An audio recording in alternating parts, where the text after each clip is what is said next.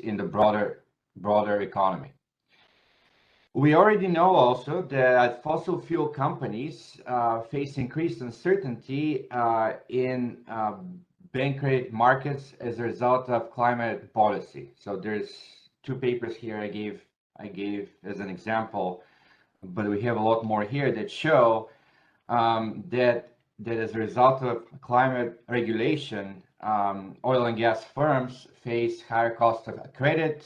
They face lower credit amounts, or otherwise increased uncertainty in those markets.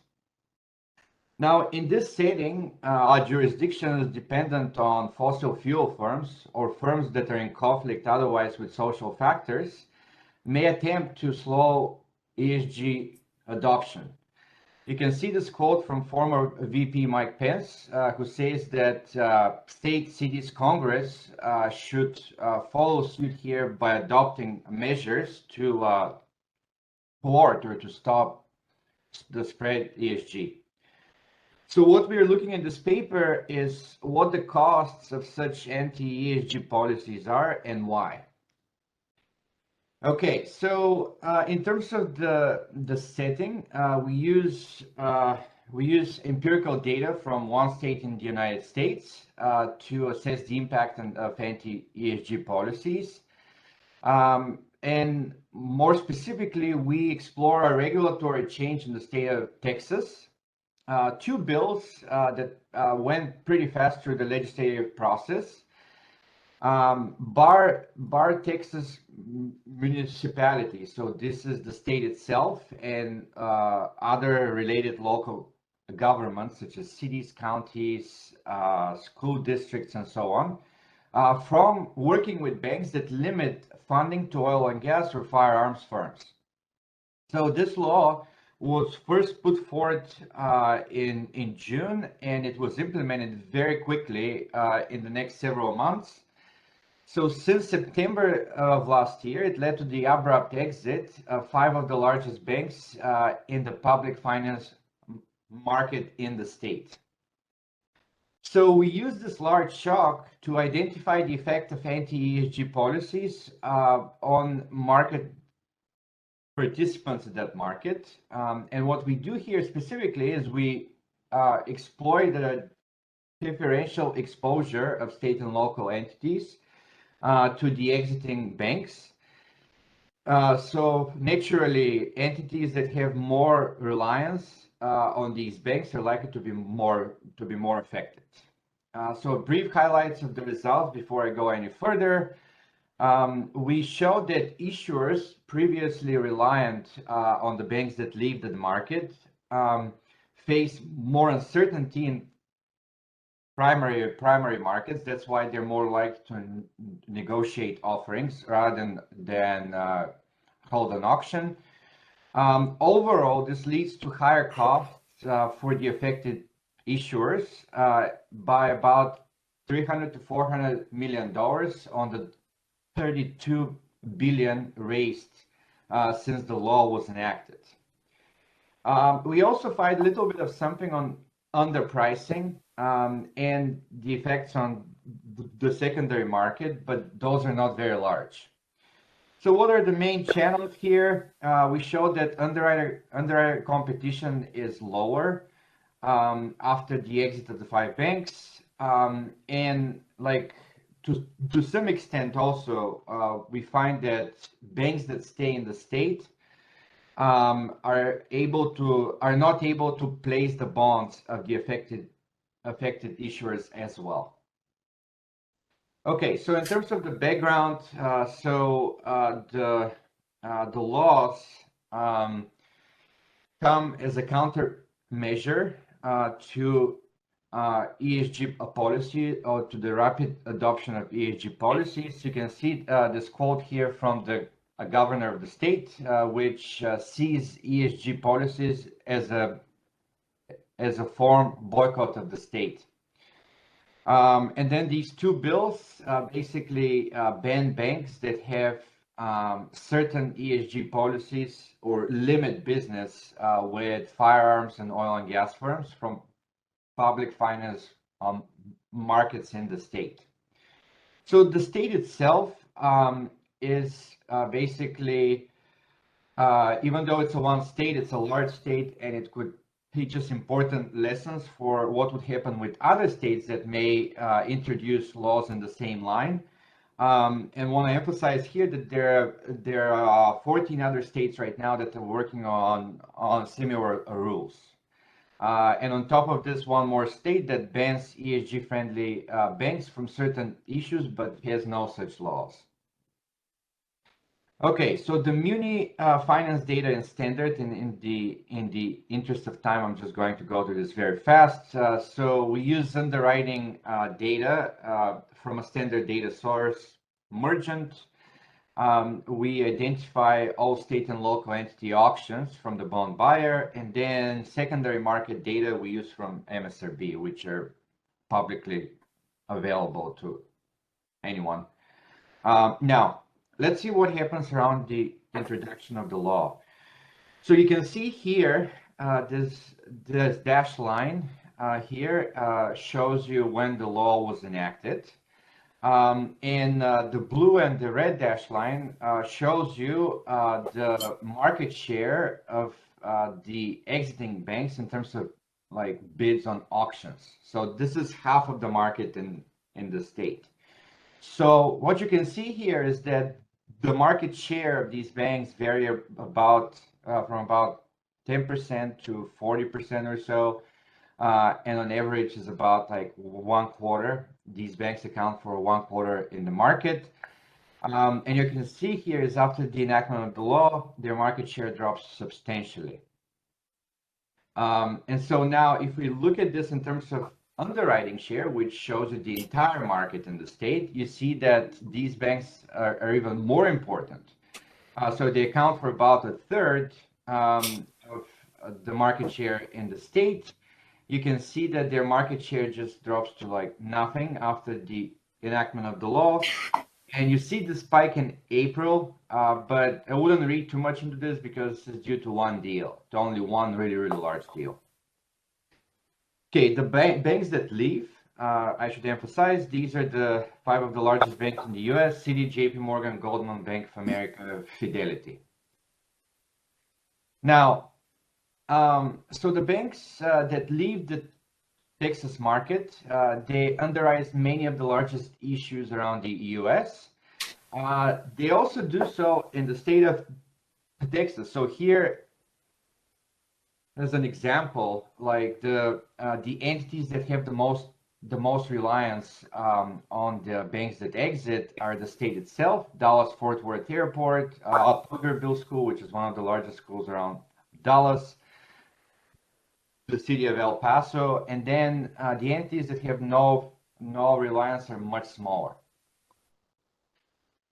Okay, so in terms of the outcome of interest, we look at uncertainty in how you raise your offerings, and we like measure such uncertainty with the share of negotiations each issuer does.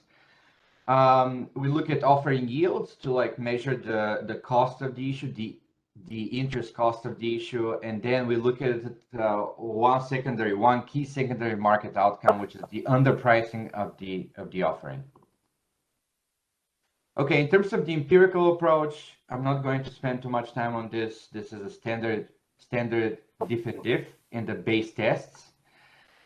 So we like measure how issuance outcome change for issuers that have been more reliant on the banks that leave in the past following the implementation of the law.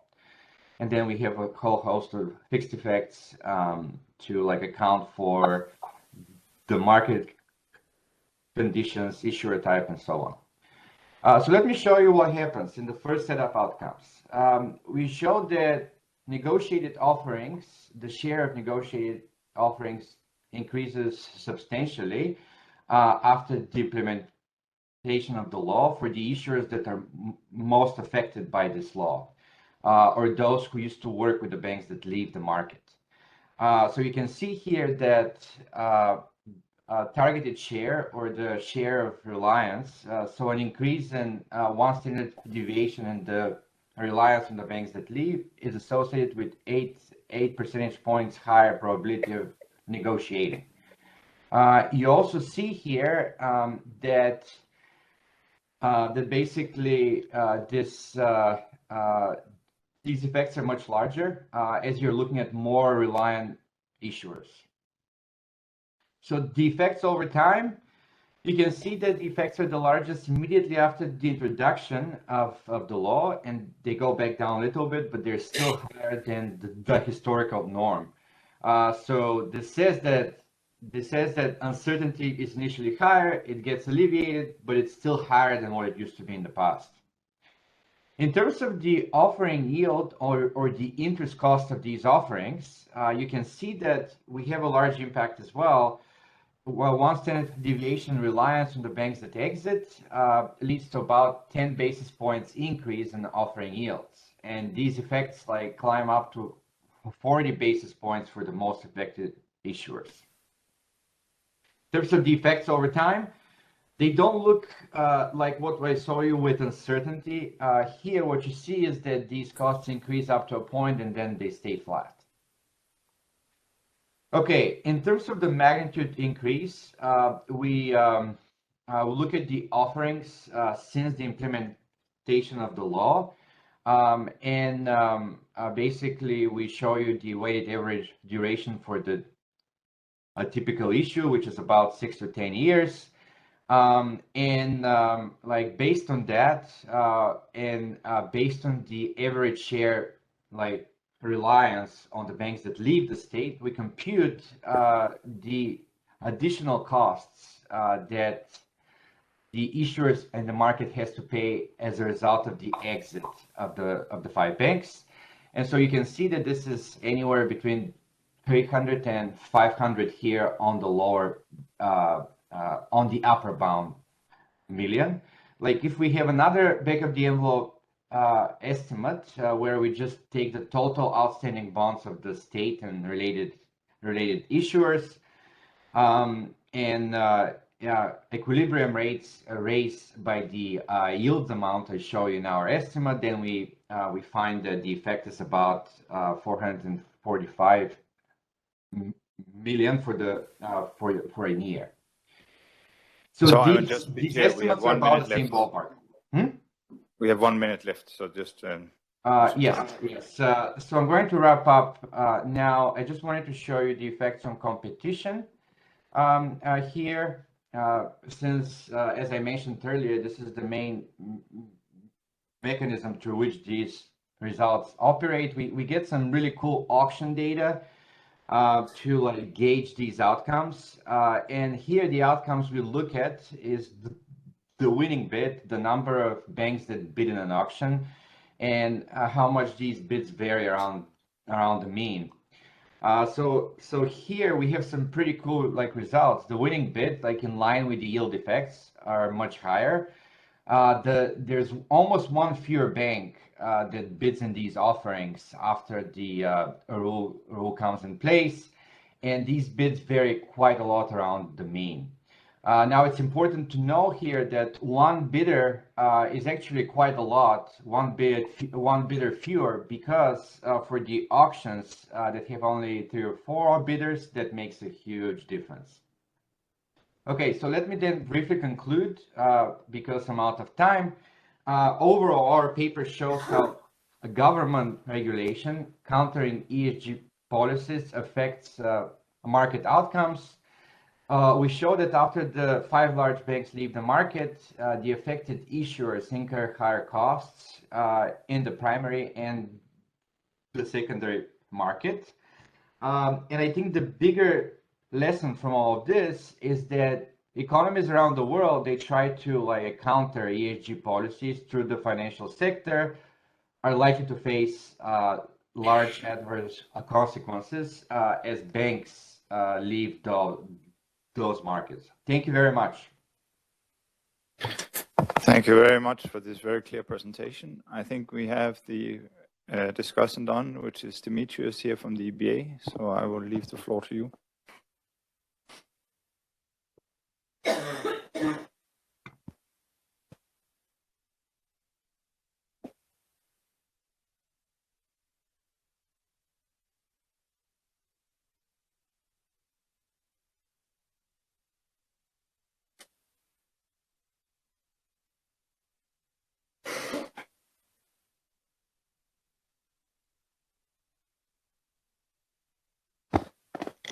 Hello. Okay, so it works. Right. So Dimitrios Mokas. I work for the EBA. So the next slide is about that my views are purely mine, and you cannot blame the EBA or anyone working for the EBA for what I'm going to say or what I put in this presentation. So I'll start summarizing the paper. So you can narrow it down into these bullets. So the research question is, what is the impact of, do anti-ESG policies have an impact on financial outcomes? They, as a setting, they use quasi-exogenous and they claim unexpected variation in the Texas municipal bond market caused by two laws. The empirical design, they use disincentives in which they exploit within Texas municipality variation in municipality exposures to exiting banks from the underwriting business. They also have a robustness check in which they compare with municipal borrowers in different states. In the main findings, we can summarize them as municipalities or municipal entities affected by the law that rely ex ante more on the exiting banks face high propensity to negotiate a bond issue, and they also face higher offering yield post implementation of the law. What's very interesting in the paper are the two channels. I think in the presentation we didn't see much of that due to the time, so I think that's a big value added here. They managed to identify that there is a decrease of competition in the market, but also there is a deterioration in the underwriting quality, but also loss of access to nationwide distribution channels. So we have two things: banks leave, but also when you try to offer your bonds, you face you have a less quality. You know, less people are able to access this issuance. The implications is that that authors identify is that there is an increase in municipal debt servicing cost. I have a slide to summarize the Texas laws. So these are actually two. Is Senate Bill 13 and Senate Bill 19. Both, they have a similar timeline. Bill 13 does two things. So prohibits municipal entities to invest in financial companies that boycott certain energy firms, but they also put a requirement that if you contract with a firm, this firm has to provide a written statement of their anti-ESG credentials. And this is what affects banks and they exit the market. Bill 19 does the same, but for targeting companies that discriminate against the firearm and ammunition industries. I put some details here on the timeline that was not really covered in the paper. Both bills, they both filed in March, very close to each other. Both, the key dates is a signing of the governor in June, and they became laws in 1st of September. So the authors rely in the 1st of September, which is the implementation date of the two bills.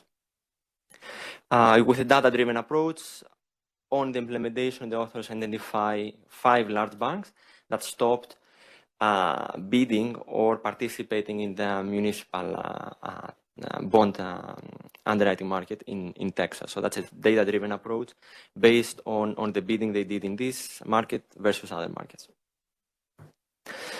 So 3 main comments. I'll be brief. Honestly, it was a very good paper. So you really struggle to find things to point out apart from ideas for further research. So it's a very stimulating piece of work, and I'm grateful for having spent a few days to read it. So I have a few comments on the empirical design that could help the reader go quicker through the results, some ideas for robustness check, suggestions for additional discussion, and suggestions for future research. So on the specification, the first one looks a bit basic, but there is a difference in this, but I didn't see much into comparing trends before and after, and paying a bit attention on what happens to affected, non-affected municipalities around the date. So it would help a bit if there are a few charts, some analysis there to convince us that there is a parallel trend, and that their analysis is on the foundation solid. Then on the dates, so they exploit the variation in the implementation of the law, and there is a placebo test which author says for seasonality purposes. That's totally fine, but looking at the timeline of the bills, it's not really convincing that the results are unanticipated. So there is not a test there or a robustness check exploiting the timeline of the laws, so the formal anticipation, but maybe informal anticipation before the laws are tabled are filed in the Senate. So small suggestion, maybe you can have a couple of robustness checks using June and March 2021 as your placebo dates. Then something else I stumbled upon was the definition of the municipality reliance on the equity bank. So you use data from 2016 to 2007 to 2016, and you claim that this is a sticky relationship. So municipalities will stick with the same underwriters all the way up to 2022. Probably is the case because it's rare, issuance is not really happening every quarter or every month. So maybe they issue something and then the next year they stick to the same underwriter. But it's good if you can provide some robustness there or to provide some evidence that this relationship is indeed sticky over time.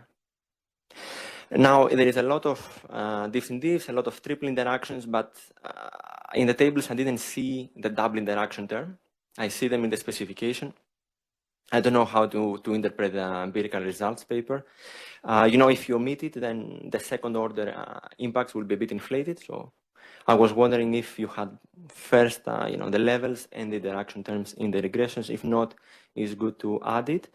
When looking at the channels, especially the data on the auctions, I was wondering if you had bid-to coverage. That can also give a bit of feeling about the depth of the market. So apart from the number of bidders, are they bidding more than what you're asking the market? So that's usually you see it in auction data. People use it as dependent variable. I didn't notice it in the paper. So that's on the technical side. On the discussion, so that's a paper with a very rich discussion, very rich results, so stimulates, but there is something missing. So the results don't focus on the yields and the propensity to negotiate, but there is less discussion on the impact on quantities. Were you able to raise as much money as you wanted to, in the first place? There is now an appendix which states we don't find much in the intensive or extensive margin of issuance. But I think that deserves to be in the main text. You should probably try to uncover a bit more what is there and relate it to the two channels you identify. I was thinking that these are governmental agencies, right? So you don't always, you go to the market because you need to do a new investment, or you have recurring deficit, budgetary constraints, so you need to keep issuing. So there can be some inelastic component into the municipal debt issuance. So I was wondering if you can split between new issuance, to finance new investment, new consumption based on budgetary plans of the agencies, or and rollover issuance, so something that you do it to refinance existing debt needs. On the extensions, so there is impact on the cost of borrowing, impact in the municipal bond market, but what about the real outcomes? So when you look at similar papers for the impact of regulation on loan growth, you always see a real effect, but that was a bit missing in the paper. I understand you have a rich data set on outcomes at the municipal level for these agencies. So maybe you could consider adding as your dependent outcomes in the real economy. So investment, consumption on these entities you identify as affected. And something else you could do probably was to unpack your fixed effects. So you control for borrower fixed effects always. You classify them using QC plus the sectoral, but maybe you can have some interactions to see which borrowers are affected more. Are those school districts? Are those counties? So what type of borrowers are really affected by more by this, the increase in the cost of issuance? So final comments on the positive side. As I said, very pleasant read, very good contribution, and overall it's very well written, executed. All the answers you have in mind are actually replied by the paper and the discussion. So that's me. Thanks. Thank you. Ivan, I don't know whether you want to react on some of these things. before we go to the questions? Yeah, I think I can first respond maybe, and then go to the questions, or either way, like whatever works for the audience. Let's take the discussion first and then go to the questions. Okay, so I just wanted to thank the discussant for the great comments. We agree. I agree with all the comments. The different diff specs, I just wanted to say that we do look at whether there's anticipation effects with these charts that I showed you during the talk, but we can do it better. I do agree. We can basically just show trends for these different groups and stuff, and that would be helpful. But so far, the initial evidence doesn't indicate there's anything in terms of anticipation around like when the law was enacted, the law was first put forth.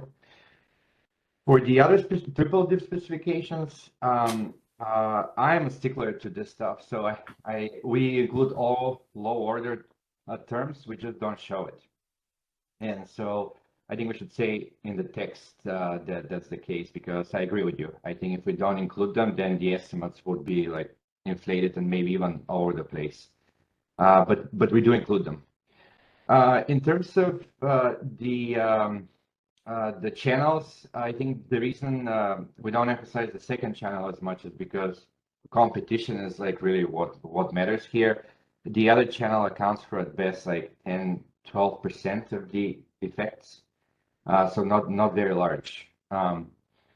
Okay, and in terms of the amounts, yeah, we have them in the appendix. The reason is because we don't find very much. We do mention them in the text, but if you think that the audience is better like served if we show them in the main text, we can certainly do that. I honestly was expecting to see an effect on the extensive margin and on the amounts, but we don't find very much, which kind of makes me feel good, because if you find effects there, then I think you need to understand the cost to selection lens. Outside of that, I think these are great comments, and yeah, no, they'll really help improve the paper, and we'll definitely incorporate them in the text better than it is now. Thank you very much again. Thank you. Then I don't know, do we have any questions from the audience or from the chat? Okay, then I will go with one question at least in terms of. So yes. No, you feel free. I'm certain your question will be more intelligent than mine.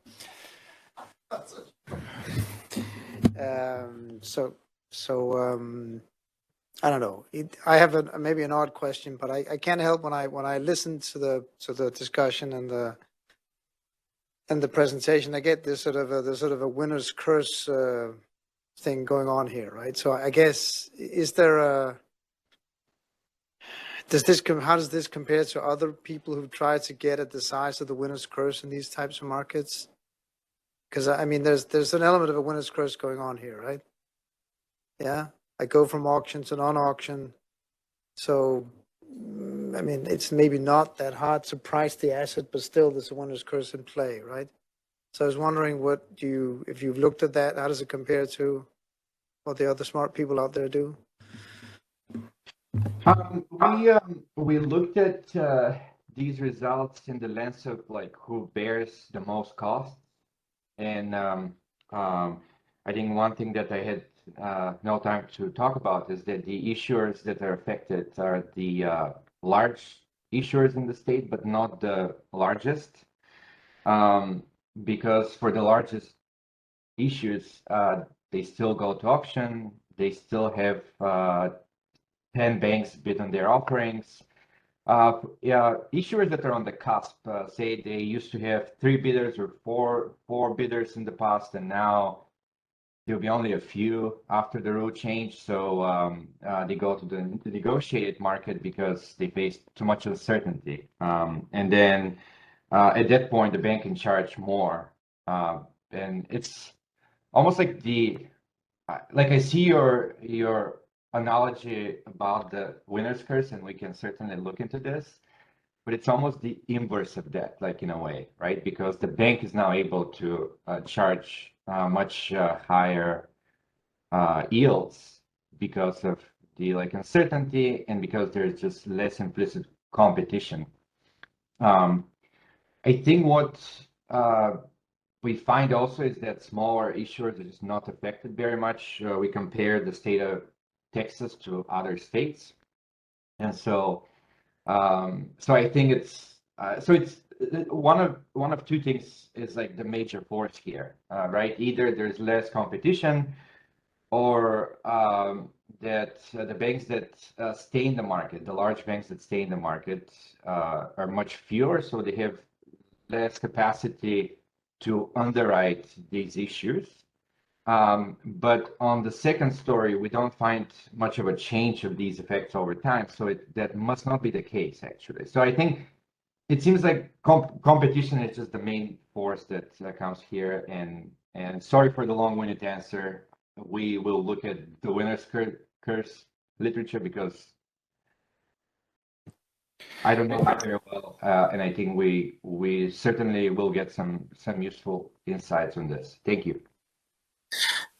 I have two questions, and then let's wrap up. I think the first question is a very broad one. Now, if I were to take on my proud Texan hat and kind of say what is the advantage of this policy, they will say that the cost of municipal funding may be a small one compared in terms of the kind of funding cost that the anti-ESG sector is going to get, because the banks would kind of roll out in terms of doing this. So they would say that the ESG laws are trying to protect against the current status quo more than anything else. And I don't see any mentioning in this in the kind of thing, because I would think that that's quite important, because we are talking about a market inefficiency.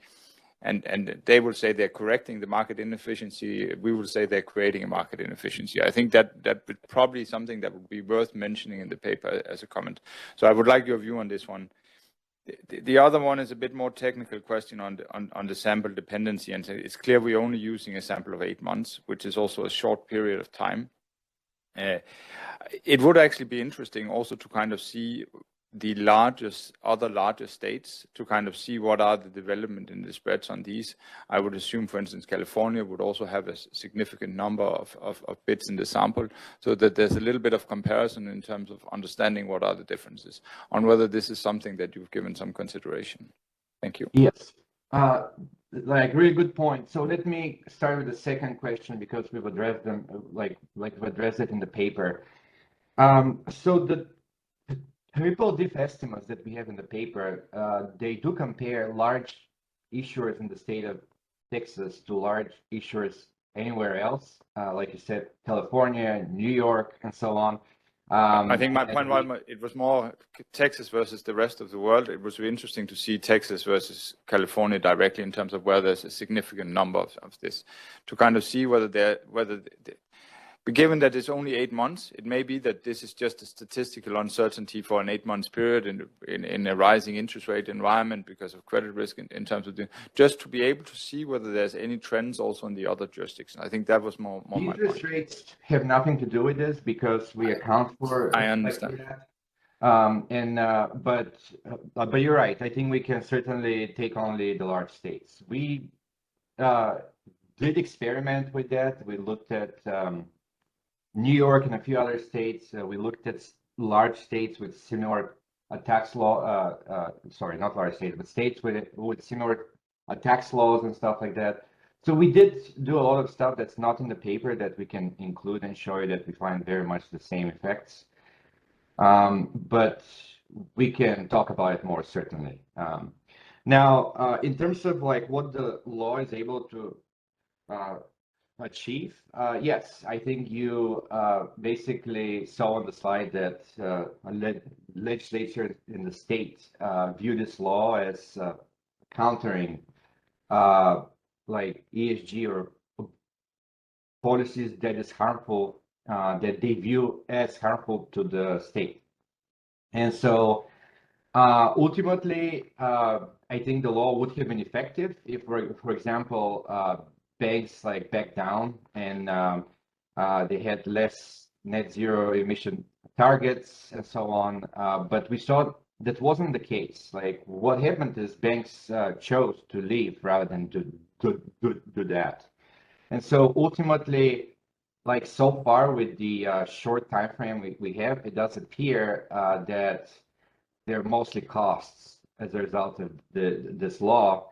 Now, in the long run, it's not clear because there's 14 other states that work on laws in the same vein. So if they all implement these laws, then it might be a big enough cost for the large banks even that they may have to like scale back to some extent.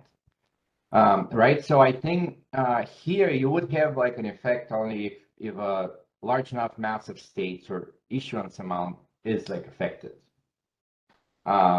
Because I mean the banks do the math, right? They're like shareholders do the math. Like they're like shareholders are the ones that demand ESG and net zero emission targets.